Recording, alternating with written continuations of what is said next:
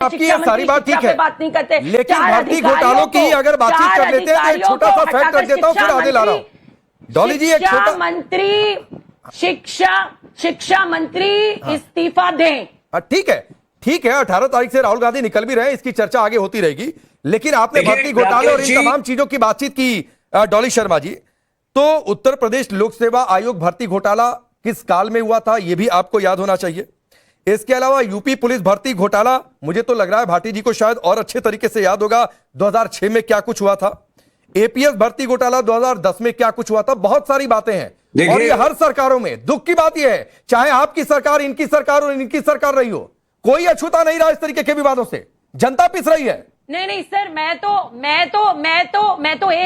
मैं तो एक बात कहना चाहती हूं, वो भूतकाल हो गया और जनता ने हमें नकारा और ये सरकार में आए और बहुत सारी उम्मीदों के साथ सरकार में इनको लेकर आया, इसलिए लाया था।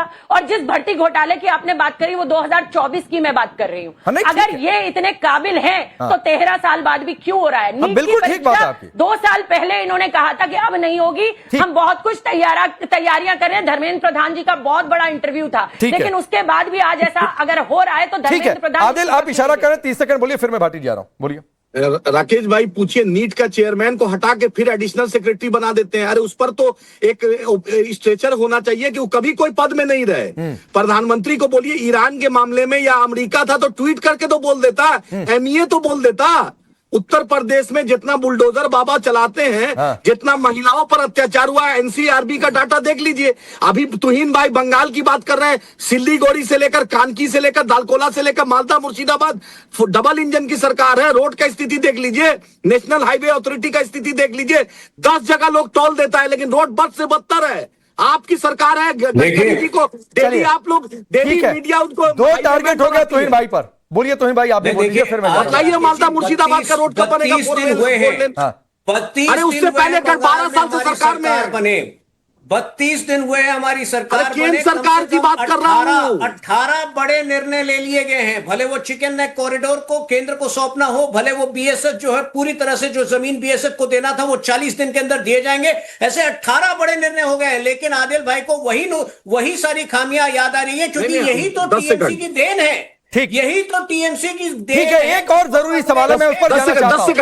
10 सेकंड राकेश भाई। आदिल भाई, डिरेल हो रही है डिबेट। 10 सेकंड लीजिए। मैं आपको चैलेंज कर रहा हूं, यही मुद्दे लेकर आप जनता के समक्ष जाइए और उसमें भी जनता 10 सेकंड बोलिए। हम पर भरोसा करती है, आप पर नहीं करती है। साहब, टीएमसी का अहंकार हार गया। आपको गडकरी साहब आपका मंत्री है।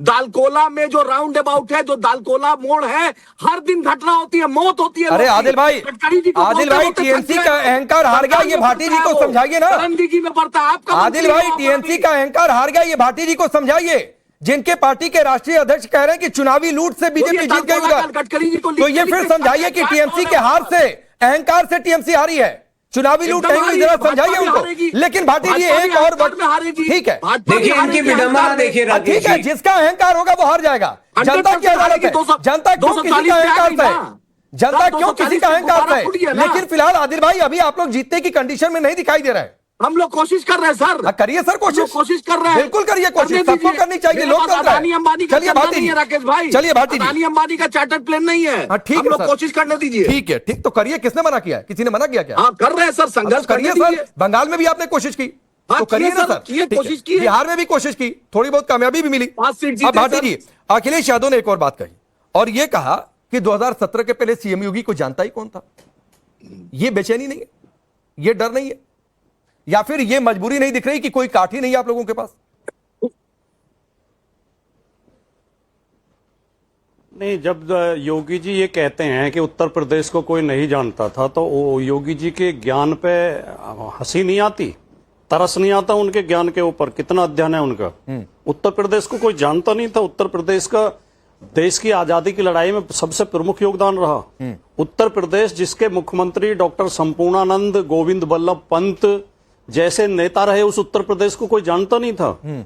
जो उत्तर प्रदेश अनाज उत्पादन में देश में नंबर 1 पर था, जो उत्तर प्रदेश खिलाड़ी पैदा करने में बहुत आगे है, उस उत्तर प्रदेश को कोई स्वतंत्रता संग्राम में जो अब उत्तर प्रदेश आगे रहा, देश की सीमाओं पे जब बलिदान देने की जरूरत पड़ती है तो उत्तर प्रदेश के जवान बलिदान देते हैं। योगी जी ये कह के उत्तर प्रदेश का मखौल नहीं उड़ा रहे हैं कि उत्तर प्रदेश को कोई जानता नहीं इसलिए था। आपने उनका मखौल ये उड़ा दिया। बिल्कुल कंगना रनौत के उस बयान जैसा नहीं है जो कंगना रनौत कह रही थी कि देश तो 2014 में आजाद हुआ था। 17 के पहले ये लोग भारतीय यूपी को जनता जानते पार्टी थे। के लोग, लेकिन अगर आपके हिसाब से वो बयान गलत है तो आपने भी उनका मखौल उड़ा दिया, आप ये कहना चाह रहे हैं। मखौल का जवाब मखौल हो गया। नहीं, योगी जी की इतनी है, योगी जी का व्यक्तित्व इतना बड़ा नहीं था कि उन्हें देश जानता हो। उन्हें थोड़े से लोग गोरखपुर वगैरह में, पूर्वांचल में जानते थे, कोई बहुत बड़ा चेहरा योगी जी नहीं थे।